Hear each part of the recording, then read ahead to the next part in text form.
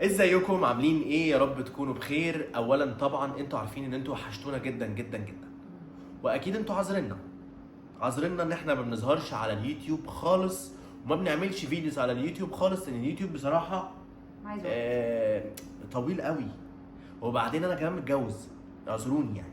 طب ما انت الاول كنت بتطلع متجوز عادي.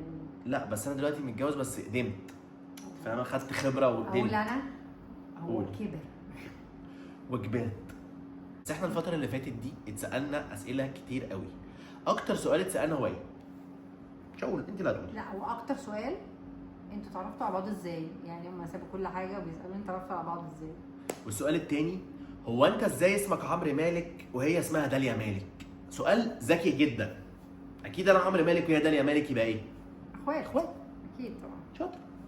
موضوع بسيط وسهل. مش حاطين اسم ابني. طب انتوا قاعدين ومعاكوا 3 اطفال، ده سؤال برضو بيتسال. انا عندي طفل ونص وهي عندها طفل ونص. ازاي؟ كل واحد واخد نص حكمة الوقت. انا هنهرج بقى. ايوه، انا باكل وانايم وهو بيلعب ويشغل. تمام، خلاص. ايه ايه طيب السؤال انت مين وهي مين واحنا مين؟ انا عمرو وهي داليا. موضوع سهل وبسيط. بسيط. بتعملوا ايه؟ بنعمل فيديوز. طب ليه مش موجودين على اليوتيوب بقالكم فتره طويله؟ بجد غصب عننا، بسبب الشغل، بسبب ضغط الشغل، بسبب ان فيديوهات اليوتيوب بتبقى طويله جدا جدا، هي محتاجه وبسبب ظروف حصلت لنا كبيره في حياتنا ومش هنقدر نقولها دلوقتي لان هي هتاخد وقت طويل قوي عشان نحكيها. هنحكيها في فيديو تاني ان شاء الله. طيب بقالكم كام سنه متجوزين؟ احنا بقالنا حوالي اكتر من 10 سنين. ازاي استحملت؟ الله اعلم. ايه ده؟ اتفضل. دي اسئله بتاعتك انت. عايز اقولها مش حد قال الكلام حد ده. سأل؟ تمام. خليني اقول انا بس اتفضل. السؤال. هم كانوا عايزين يعرفوا احنا مين، فانت قلت احنا مين. احنا مين؟ تمام. اتعرفنا على بعض ازاي؟ مم. وده سؤال جاي من اي منصه، يعني في منصة؟ ما هي منصات. من اي مكان، من اي ابلكيشن تلاقي الرساله انتوا اتعرفتوا على بعض ازاي. وليه؟ فقررنا مم. يعني ليه؟ يعني نصيب. نصيب. بس ما هو يعني فقررنا ان احنا نحكي القصه دي في فيديو بسيط. ولا الموضوع بدا من سنين، يعني طبعا احنا خلاص يا ست القدماء المصريين، خلاص خلصنا. مش معنى ان انت اكبر مني ب 10 سنين. كانت صدفه يعني فعلا. الواحد زي ما بيقول، هو يعني انت ما تستنيش وتقعدي تدوري على حد. اصل انا عايزه اتجوز مثلا وبدور على حد وبتاع، انا اصلا ولا كان في دماغي ولا هو في دماغه ولا اي حاجه، هي صدفه يعني. هو قدر اصلا. قدر. على فكره انا مثلا كانت دايما الناس اللي حواليا تقول عمرو انت مستحيل تتجوز. وانا نفس القصه. أنا عمرو انت صغيرة. مستحيل تتجوز، أنا وكذلك كان داليا. 21 سنه 21 سنه هو كانت وحشه جدا، 23 فكل الناس سنة. تقول لها انت مستحيل تتجوزي، انت مستحيل. تمام. على فكره انت انت حبيبتي. هعديها لك. تمام. ايوه. هقول. ما هو انا لو وحشه هقول. ما كانش جالي. فبس فالموضوع النصيب طبعا لازم كل واحده لو قاعده في البيت وحاسه وخايفه وبتاع، ما تقلقيش، هو نصيبك مكتوب. فحتى وانت خارجه زي ما حصل لي، خارجه يعني بكل بساطه ولا في دماغي، وحاجه كانت حاجه بسيطه مع صديقه، يعني موضوع بسيط، وانا ما كنتش عايشه في مصر اصلا. يعني انا كنت جايه اجازه والاجازه بتاعتي كانت قربت تخلص، يعني اللي هو شهر 8، اللي هو خلاص يعني مش في دماغي حاجه الا ان انا هتمشى شويه عشان انا ما اعرفش اي حد، وهي يعني قريبه من اسرتي، من قرايب مامتي وكده. فخلاص انا بلف شويه معاها وبتاع. صدفه ان هي رايحه تسلم على صاحبتها، اخش جوه ففي ملعب قدامي كده في مجموعه شباب بتلعب كوره عادي.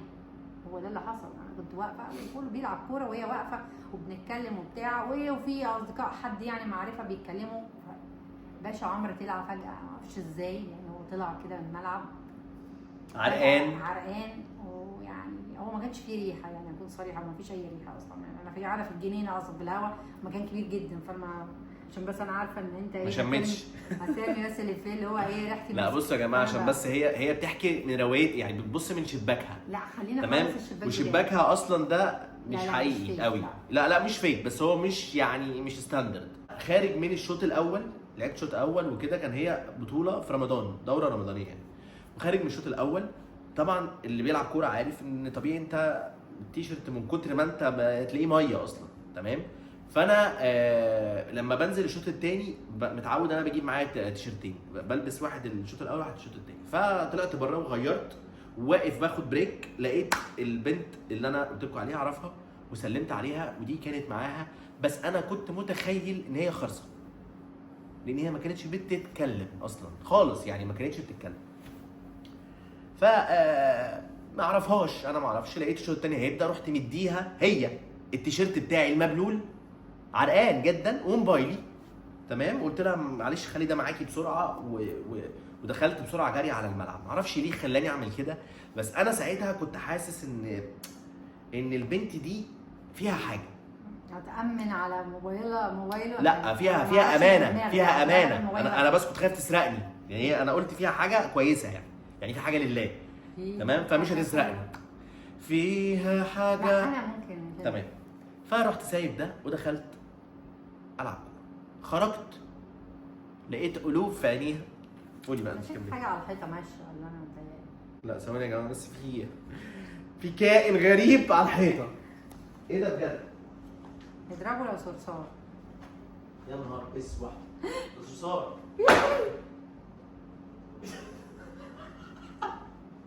الصيف بقى يا جماعه الجو حر قوي، فكملي. تمام. ايه اللي حصل بعد كده يا دول؟ فاللي حصل ان انا لقيت واحد معرفوش اداني تيشيرت معرفوش، كوره، معرفوش، عرقان ومبلول، عرقان ومبلول في ايدي، وايدي التانية موبايل، والموبايل ده رن رن رن رن، اللي هو ما بطلش رن طول الوقت، لدرجه ان انا اللي هو يعني انا ايه شغل وبعدين انا مالي انا شغل. فاول ما طلع اديت له تيشيرت وقلت له عموما تليفونك اهو. تليفونك اهو. هنا عرفت ان عندها لسان. ساعتها قلت لك بتتكلم. ايه؟ قلت لك ساره اتصلت بيك ولا قلت له ما اعرفش، فاكر بقى الاسامي. مش فاكره انا قلت ايه، قلت له ايه فلانه، موبايلك رن فلانه، مش فاكره حتى ايه الموقف، كان في حاجه كده آه.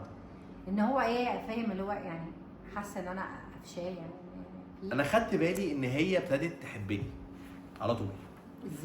ازاي؟ انت بتألف اصلا. انا حسيت كده ساعتها لا، بجد. انت بتحس غلط، هو ما اعرفكش اصلا. ايه ايه كلام، انا بعرف بس مش بتحبيني حب، مش حب، بس حسيت ان في يعني زي اعجاب. لا اقول لكم بقى الاحساس كان ايه، ان ده واحد بتاع بنات وموبايله بنات بنات بنات، ارقام واسامي، فاللي هو ايه يا حبيبي خد موبايلك وخد تيشيرتك وروح شوف بقى حياتك، عشان انا مسافره مش فاضي.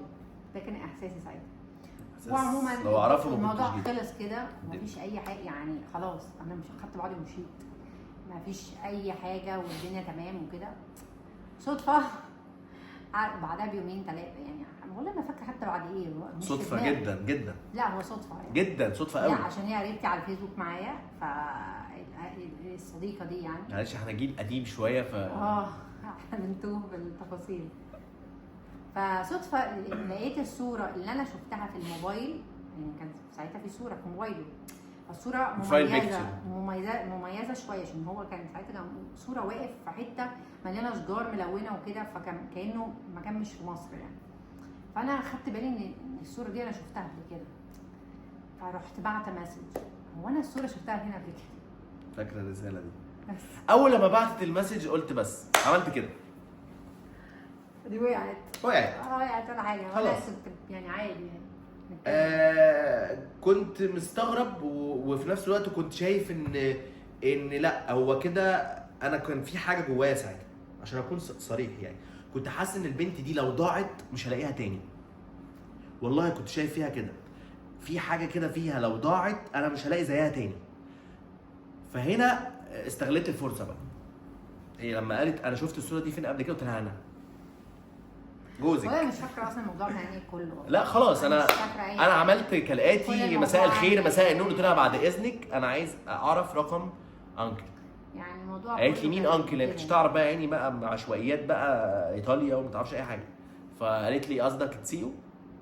تسيو. تمام انا عرفت اصلا السنين اللي فاتت. هو الموضوع يعني الموضوع اللي هو ما كانش فيه اصلا تعارف، ما لحقناش اصلا مفيش اي حاجه. خطبنا بقى اللي هو بقول لك ايه، اما هو انا مسافره ايطاليا ف ضحكت عليا هيبقى لا هو ما فيش وقت لاي حاجه يعني. انت هتتعرف عليا على الفيسبوك ونتكلم الكلام ده، مش الكلام ده، مش هنخرج. بابا بقى اتفضل البيت، عايز اي حاجه. طبعا رحت لبابا داليا عمي، وانا ما قلتش لاهلي اي حاجه خالص.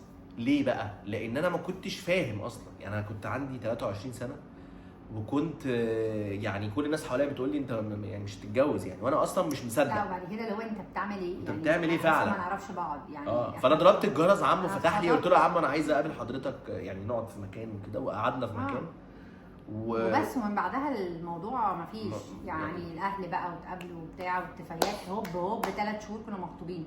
يعني الموضوع فعلا نصيب، كان حاجه مكتوبه. احنا مش يعني، احنا لو فكرنا دلوقتي فيها هي مش في مستحيل حياتي نتخيل ابدا، إن حاجه اصلا هي ما كانتش في حياتي ولا انا كنت في حياتها بالظبط. حتى تمام؟ لفت لحد الصحاب دلوقتي. ولا القرايب ولا الخروجه نفسها ولا المكان اللي انا روحته ده. انا عمري ما رحت. انا رحت مره في حياتي اليوم اللي شفتك فيه والله العظيم، يعني ما رحتش تقريبا بعديها خالص ولا مره. معرفش، بس هو الموضوع مش عايز اقول اسمه يعني عشان ما لو يبقاش فكرت اعلان. فيه انا فكرت فيه، هو نصيب. المكان اللي احنا اتعرفنا فيه ده مكان في طريق السويس، تمام؟ اديني بسهلها لكم اهو. اللي هيعرف اسم المكان ده يكتب في الكومنتات، واللي هيكتب مظبوط هنعمل ايه يا دودي؟ هنعزمه في الكافيه عندنا، حلو. بس مش هنعزمه على مشروب، هياكل، هيتغدى معانا، نتغدى معاه، نتغدى سوا. خلاص؟ اللي هيكتب المكان اللي احنا اتعرفنا فيه في طريق السويس. طريق السويس ده بقى من اول مرغني شارع الثوره لحد مدينتي والشروق. اختاروا بقى. العاصمه الاداريه. لحد العاصمه، انت براحتكم بقى، لا لحد مدينتي والشروق كفايه عليكم. عشان ما نعزمش بحد بقى. اصلا لو سمعتوا كويس الفيديو من البدايه وسمعتوا كل تفصيله قلناها في الوقت التعارف، مش هتعرفوا ايه وازاي، هتعرفوا المكان ده. بجد تعرفوا؟ طبعا احنا قلنا حاجه مش موجوده في طريق السويس الا في المكان ده، ومش هنقوله عشان لا. الوقت. فاهم؟ في ماشي، في حاجتين. في حاجتين ثلاثه بقى. ماشي، تمام. انت بقى تجيب الصح. تمام. دي اللي احنا اتعرفنا على بعض ازاي. في سؤال تاني كان مسأله؟ بص، هو كان في اسئله كتيره، بس ده يعني عشان برضو ما نطولش قوي في الفيديو ده، وكنا عايزين نوصل بس الرد على السؤال ده. وان شاء الله لو في اسئله كتيره ممكن تكتبوا لنا في الكومنتات، عايزين تعرفوا ايه، عايزين حابين تشوفوا ايه. ممكن نرجع لو حابين نرجع. انا حاسه مش حابين. خلاص مش حابين مش هنرجع. احنا كده كده هدف الفيديو ده ان هم يعرفوا قصص معينه عننا كانوا محتاجين يعرفوها. حابين بقى نكمل سوا، مش حابين فهنشوف. هم انا وحشتني الفيديوهات الطويله. وحشك الرغي. طب وانا ما وحشتكيش؟ هي الميزه في قصتنا ان في حاجه كده اند ستوري. لا هي في نهايه. هي اند ستوري لسه، يعني احنا لسه مكملين. لسه صح. مفيش اند ستوري. تمام. اند صبري. بس هو في حته كده تدي امل لاي حد عمال يقول انا مستحيل، انا نفسي. رسائل كتيره جات لي اصلا اللي هو ايه، انا نفسي الاقي حد واعيش معايا نفس القصه بتاعتكم، نفسي اعيش قصه حبكم، قصه عايزه ابقى ليا اسره زيكم، عايزه. ما تستنيش وما تقول يعني، خلي ده جواكي. رزقك هيجيلك يا باشا لحد عندك. رزقك هيجيلك لحد عندك بالظبط. بس انت ايه؟ اسعي. هتسعي ازاي؟ قرب من ربنا بس والله، وهو ربنا هيجيب لك رزقك ونصيبك، وفي الاخر كل حاجه كويسه بالظبط. والجواز كويس جدا.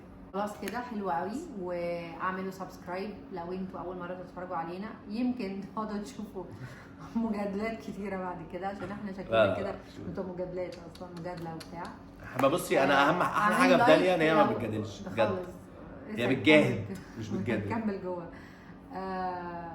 اعملوا لايك لو وسبسكرايب حبيتوا، وسبسكرايب قلتها الاول فهيبقى لايك بعد. طيب لايك الاول وبعد كده واكتبوا لنا حابين تشوفوا ايه، حابين تتكلموا عن ايه، حابين نفضل نرغي عن الجواز. لا احنا عامل لكم حاجه كويسه ما تقلقوش.